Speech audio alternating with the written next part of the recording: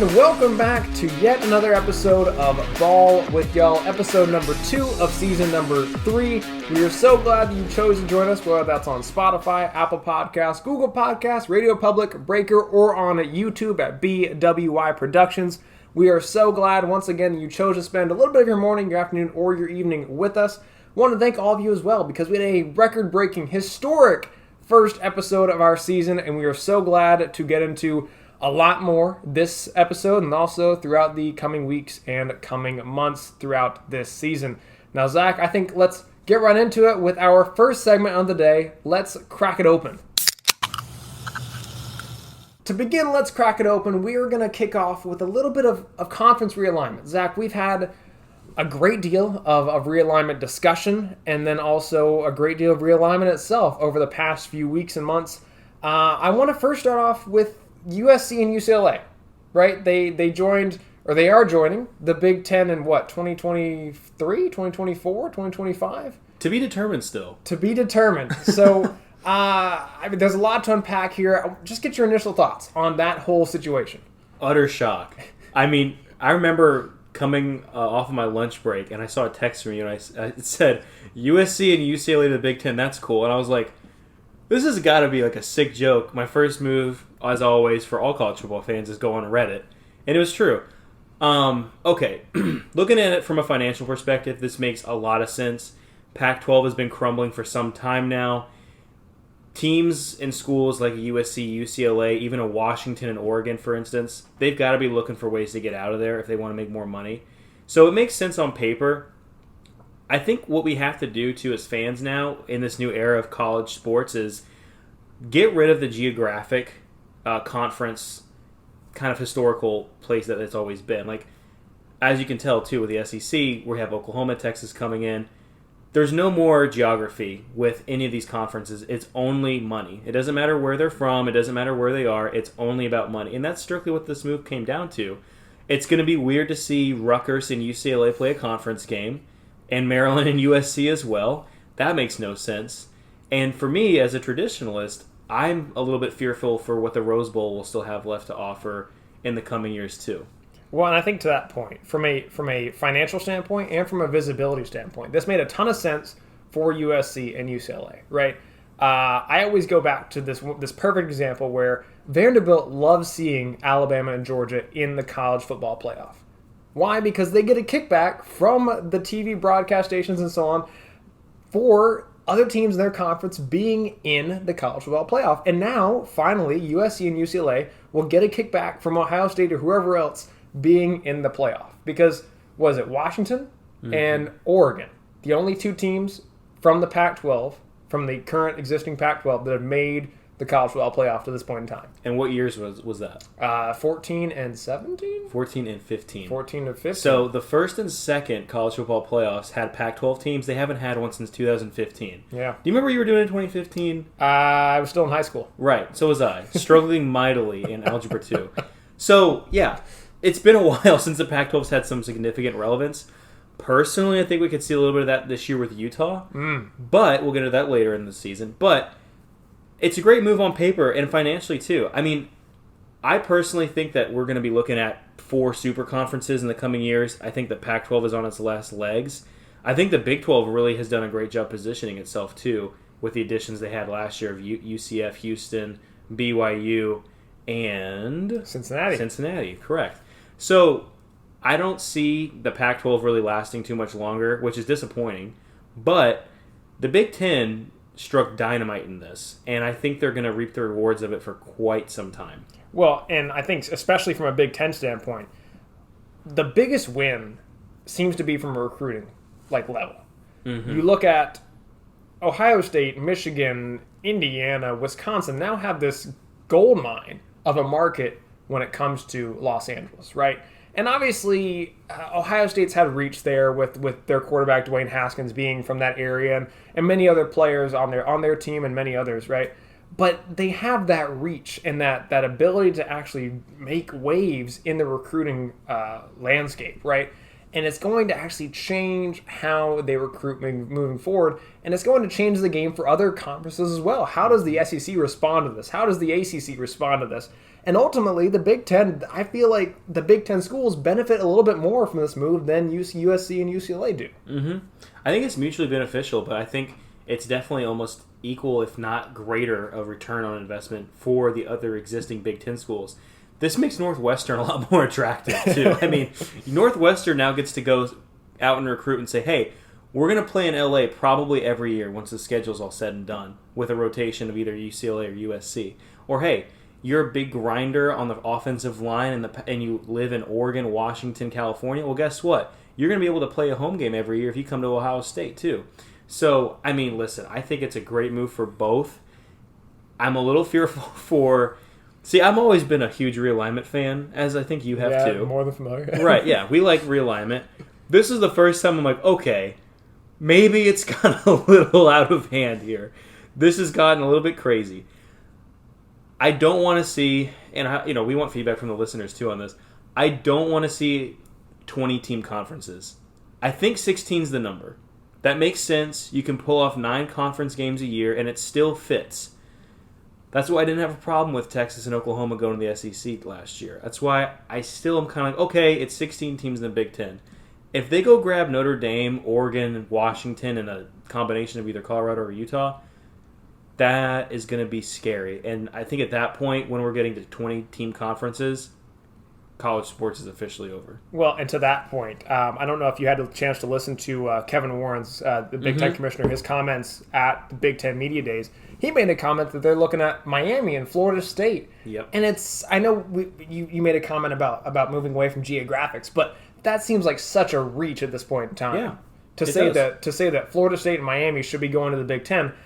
I mean, obviously, there's no way that we're done at 16. To your point, it does not make any logistical sense to have USC and UCLA be the only 2 teams from the West Coast or from the Pac-12 that are part of the Big Ten, right? I think you look at Washington and Oregon. I think you look at Utah and Colorado. There are a number of other teams out there that would, or a number of other programs rather, that would make sense going to the Big Ten, but it seems like a stretch at this point in time to think that we're just going to sit at 16.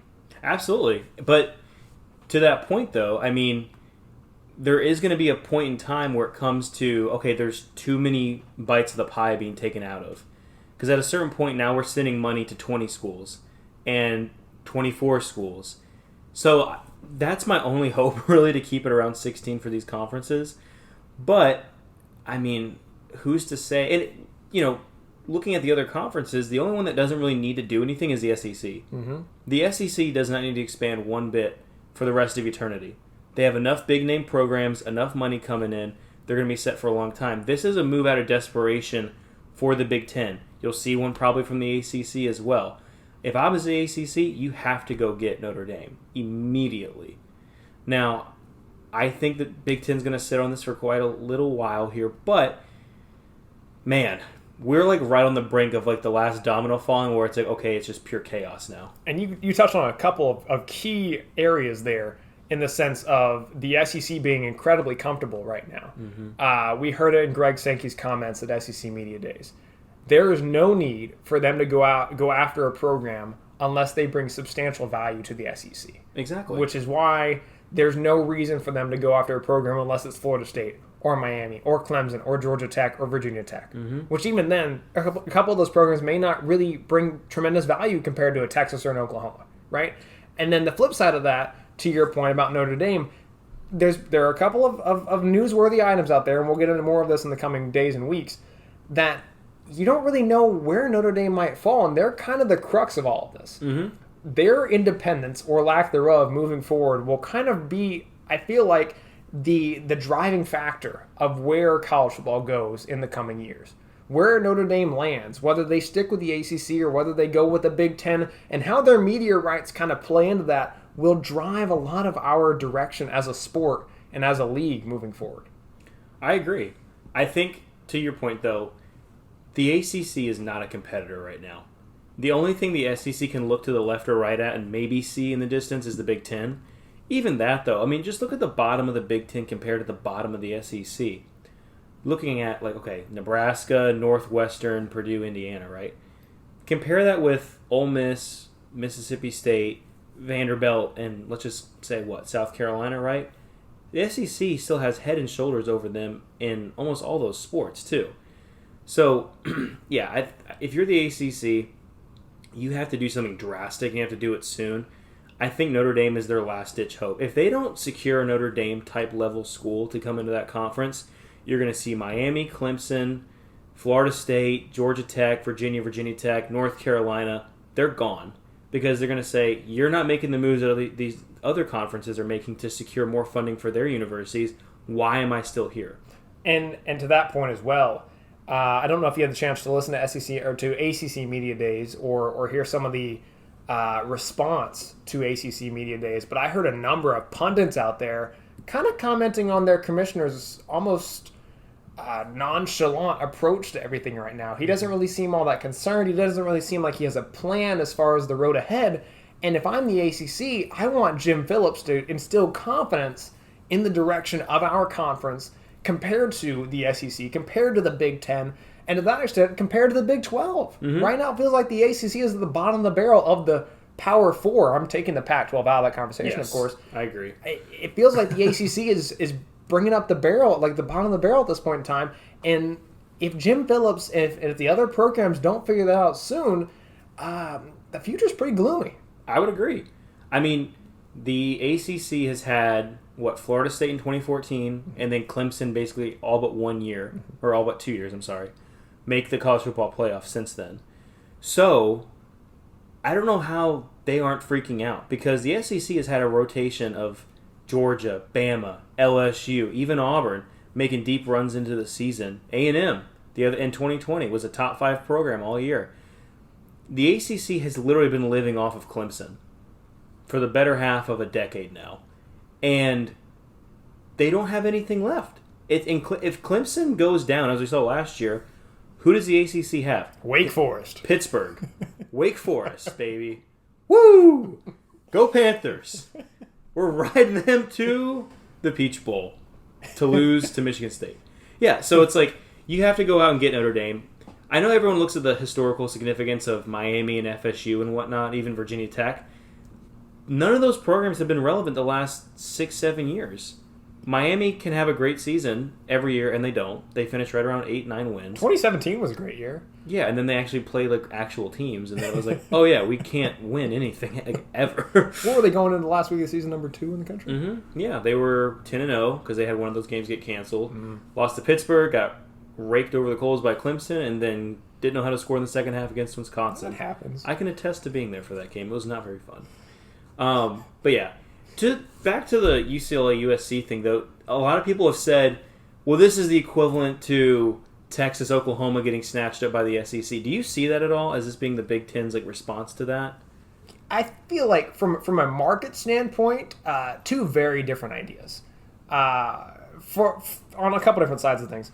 The Big Ten rather, giving Ohio State and Michigan the reach and the visibility in the LA market is massive, right? Mm-hmm. Obviously, the SEC getting Austin and getting Oklahoma's market is not exactly apples to apples comparison with Los Angeles and with the visibility that comes with that.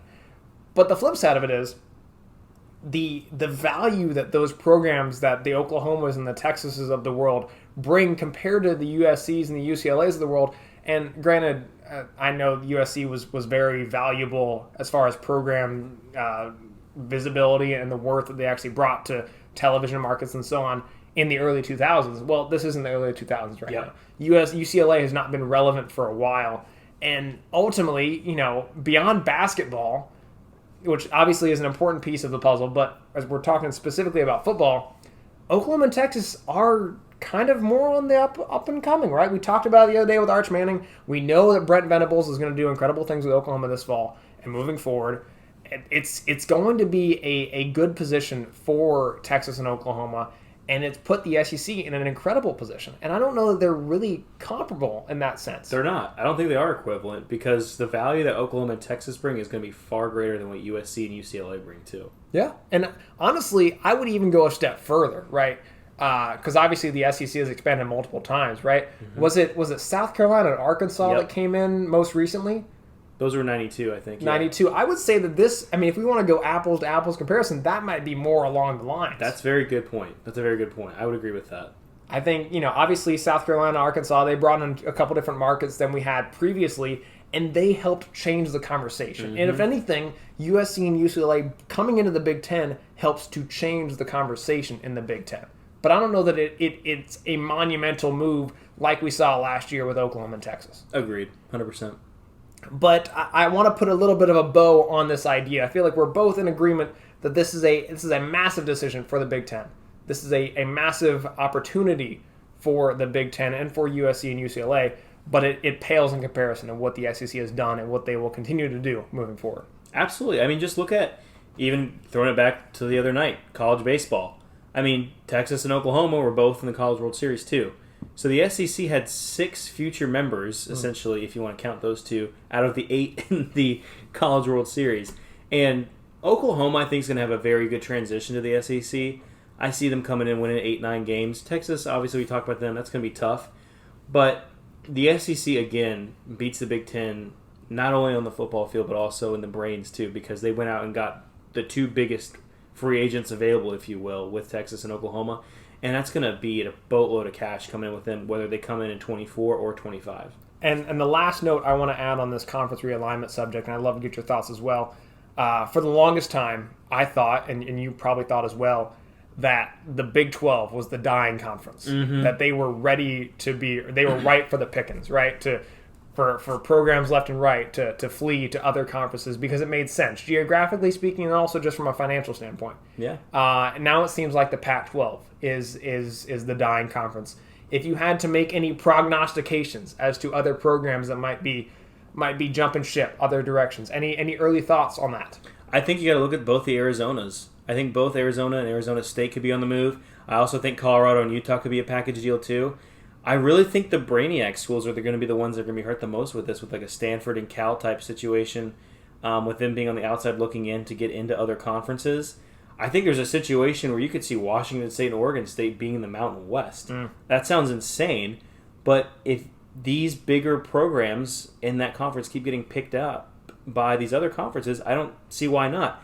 And then to kind of end the segment here with this, the Big 12 survived because the second that they got rated, they went out and got the best schools that fit their conference.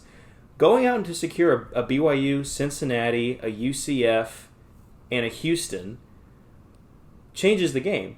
They went out and got 4 teams last year that were top 25 schools. Cincinnati was in the college football playoff. BYU is a top 15 team. Houston was a top 25 team, and so was UCF. And they've won a national championship. Yes, 2017 national champs UCF.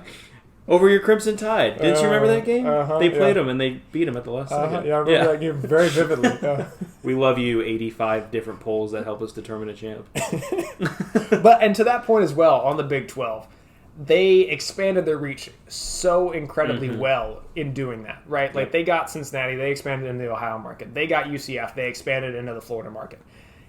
From a recruiting standpoint, much like we talked about with the Big Ten, from a financial standpoint, it made so much sense. And honestly, I know we were kind of trolling Bob Bowlesby a little bit last year when the whole Texas and Oklahoma thing went down, but he executed and navigated that situation flawlessly. I agree. That, I think, is also the problem with the Pac-12 is who do they go get? You have like 2 or 3 options. San Diego State makes the most sense. Colorado State for the market of near Denver could work too. Boise State would be the best available program, but the market in Boise is not comparable to even, let's just say, a UNLV, for instance, who's awful, who can't win a game in the Raiders Stadium. And that's, I think, the biggest problem facing the Pac-12 is that if they would have moved last year, they could have wound up with the BYU. They could have wound up even with the Cincinnati or Houston, or snagged a Texas Tech. If you remember, too, the Big 12, when it was imploding, a lot of the questions was, is Texas Tech or Kansas State or Oklahoma State going to go to the Pac-12? They could have, and if I was the Pac-12, they should have been.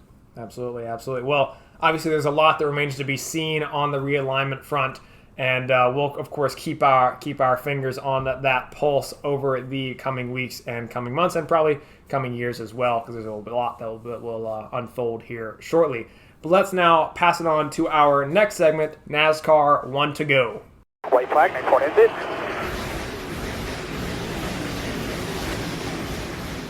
So, Zach, we had a bit of a headline earlier this week, actually, with, was it GMS Petty Racing, right? Petty GMS. Petty, I always get the names backwards. It's okay. Petty GMS, they announced a signing replacing Ty Dillon, of course, driving the 482 car. Was it Noah Gragson? Noah Gragson, yeah. Coming up from Junior Motorsports in the Xfinity Series. I think he's probably one of the top 3 prospects right now that's not in the Cup Series.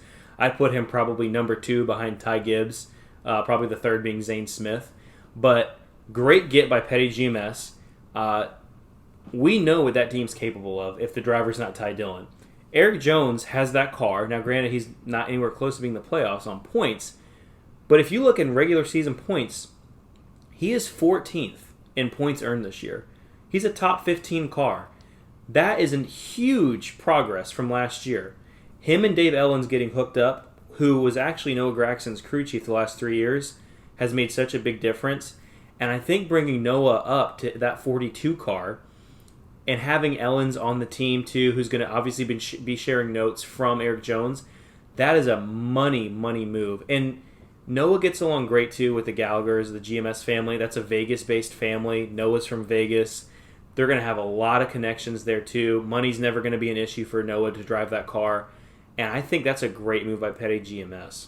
And to that point as well, I mean, Noah has been incredible at the Xfinity level. And honestly, he's done very well at the Cup level. I mean, I think was it this past week where he was running top 5 at one point? Running top 5. He hasn't been able to finish a race. That's his problem. But he's been outperforming the equipment that he's been in. We've seen what that 16 cars done on 1.5 miles, super speedways. It hasn't run as well as when Allmendinger's in it at a road course or when Gragson's in it too. So I think that speaks levels to what he's capable of, and it gives kind of a baseline jumping off point from what he could be doing next year in a car that I think will have more speed than the 16s had this year. It's also our first kind of big domino to fall for silly season this upcoming year. I think it remains to be seen, obviously, with what Kyle Busch is going to do. But, you know, I think there was a lot of talk, too, about, okay, Corey LaJoie could be going to the 42. Could a John Hunter Nemechek find himself in that car? They nailed it. 10 out of 10 for Noah Gragson in the 42, though. Absolutely. So that was our big headline from this past week. Of course, going into this weekend, we're going to be at Richmond. Zach, this is our second time at Richmond this season. Tell our listeners what they can expect to see at Richmond as far as an experience, like what the track will drive like. Well, historically, it's going to be a long green flag runs, a lot of those. The race there in the spring this year, I believe the whole last stage ran flag to flag, and we obviously kind of had a new strategy play out where you had guys pitting early in the stage, staying out late to end the stage, and running faster lap times at the end, with Hamlin catching William Byron from a long ways back, and then Kevin Harvick, who pitted a lap after Hamlin, almost catching him. Tire wear is going to be big. Executing those green flag pit stops, which have been a massive problem this year. It seems like every time we get one of those, a wheel comes off and the caution comes out. I normally would say pretty tame race. With where we are right now in the season in the points battle, I'm watching 2 things this week. The front of the pack and Ryan Truex. Oop, that's the wrong guy. Martin Truex Jr. That's Martin's brother is Ryan Truex. Ryan Blaney versus Martin Truex. I'll get it right. Just give me like 8 more tries. That battle, I've lost my co-host. He's falling out of the chair. We get it right here on Ball with y'all. Just stick with us and we'll figure it out. No, but I think that's going to be the race within the race this weekend. How does Ryan Blaney race, needing a win, but also needing to keep that 19-point buffer on Martin Truex Jr.? That is going to be really fascinating to watch. If I'm watching the race this weekend, I'm looking at that almost as much as I'm going to be looking at the front of the pack. Absolutely. I think that is one of the biggest aspects of this race, where Ryan Blaney, he can't run all that comfortably because he has to kind of call his race based on what Truex is doing. But at the same time, too, in the back of his mind, he has to know, if someone else goes out there and wins and they're in the top 30 in points, they're going to go out there and get his spot, right? And it's honestly, it feels like Truex is kind of in a more favorable position going into this weekend, having had success at Richmond. His team has had success at Richmond.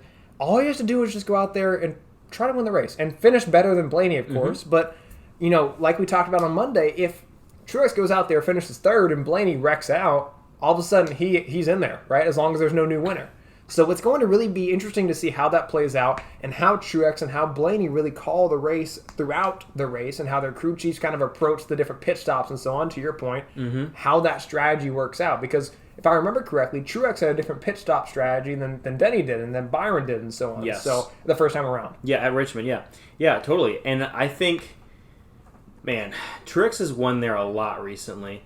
This is, statistically speaking, one of Blaney's worst tracks. Now, granted, he did well there this spring, so it kind of changed the narrative there. But, man, I would not want to be Ryan Blaney right now. And Truex has had far more speed this year, too. You look at the races, like, there really hasn't been a race on my radar, at least, that I'm like, well, Blaney should have won that race. Truex, I can think of at least 3 or 4 races, one of them being Richmond earlier this year, that he could have won. Yeah, I think beyond most recently Nashville, right, where he should have had the opportunity to win up there. Was it Atlanta, too? He was up toward the front? Atlanta was doing great. Then he got Chastained. Yeah, that happens. We're a fan. So speaking of our picks for the week, because I know we're going into the Friday episode here, I want to get to our picks for the week. Zach, give us who you think will win the race, and why. Martin Truex, and it's because he has to. That's what I think. Fair enough. Martin Truex, I think, is going to pull this one off. He has won there in the past quite a bit. He needs this more than anybody in the field almost. I mean, you imagine being the guy who finishes 4th in regular season points and doesn't get to race for the playoffs. It's a pretty bad position to be in. You in. don't want to be that guy. Don't be that guy. So I think he goes out there and wins this week, and I think he's going to have to show a little bit of muscle. He's got to step it up. He's got to be the Martin Truex that we saw in 2017, where he wasn't afraid to move people. He wasn't afraid to go up there and get his nose out in the wind. And I think he wins it because he has to. And then I think the pressure immensely shifts back on Ryan Blaney. So I will kind of take a little bit of a page out of your book. I will go with the Toyota this week, but I will not go with Martin Truex Jr. Not Bubba Wallace. Not Bubba Wallace. Not Ty Gibbs. No, although Ty Gibbs will probably have a good run. But I will, in fact, go with someone who's had a lot of speed lately, right? In 4 career races at this track, so not a large sample size, but in 4 career races, has 2 top 5s, and he's finished in the top 10 3 of those 4 times. I like it. I'm going to go with Christopher Bell. Love it. This week. Love it. I think he did really well this past week at Michigan, right? Of course, there was a situation with Ross Chastain, but overall, he's had speed lately, right? And he won the race, 2 or 3 weeks ago? Loudon. At Loudon? Yep. So I would love to see Christopher Bell go out there and win, because honestly, I don't want to see another new winner before Daytona. No, I want more chaos injected into my veins, please. More chaos. I want 15 winners walking into Daytona, and then who the heck knows? 0 points separating Blaney and Truex. They wreck each other out, and then a new winner happens, and it doesn't even matter. I'm all for it. So Zach, one last note before we end the episode today. What will the headline be going into Sunday night? Well, I'm going to assume I'm going to be wrong on my pick, just because it always happens that way. So. But I think the headline will be repeat winner and a tightened points battle between Blaney and Truex. If Truex doesn't win the race this week, he definitely is shrinking that point gap from 19 points down for him and Blaney. I think, man, can you imagine going into like the last 2 races, there's 10 points separating those two? I would have maybe considered having a new winner this week had Harvick not won last week. This was, I thought, his best chance to win, looking at the regular season races left coming into last week. But since he's won, I think we'll see a repeat winner. I mean, there's 15 guys that can repeat win. So to Blaney and Truex's worries, I think that's probably an asset. So I don't think we see a new winner. I think we see a repeat winner, and I think we see Truex take a bite out of that points gap between him and Blaney. So I will take a little bit of that and then also add a little bit more to that headline. My first headline will be that Chase Elliott will win the regular season points battle, because all he needs is to have, I believe, a 121-point gap over the others, and I think he only needs to get a small amount of points over Blaney and Chastain to make that happen. Agreed. So I think he'll solidify that, and then I will actually take it a step further and say that Martin Truex Jr. will have a better finish to the point that drives Ryan Blaney outside of the playoff lines. I say that Martin Truex Jr. jumps Ryan Blaney this week into that 16th spot. That's not good news for Ryan Blaney, because Watkins Glen is a Martin Truex racetrack next week. So I would be very... let me tell you this. If Blaney walks out of Richmond and he's behind Martin Truex in points, He's not making the playoffs. He's going full speed ahead at Daytona. Into a wall. He will not win that he race. Last year he did, but not this year. Well, suffice to say, there's going to be a lot that's going to go on this week, and we will recap all of it on our Monday show. So once again, we appreciate you joining us today. If you'd like to, I encourage you to share this with your friends, of course. We are on Facebook, Twitter, Instagram, and TikTok. Never forget TikTok. Never. Never forget. As always, we appreciate you giving us a little bit of your time today, and we appreciate you allowing us to talk some ball with y'all. Catch you on Monday.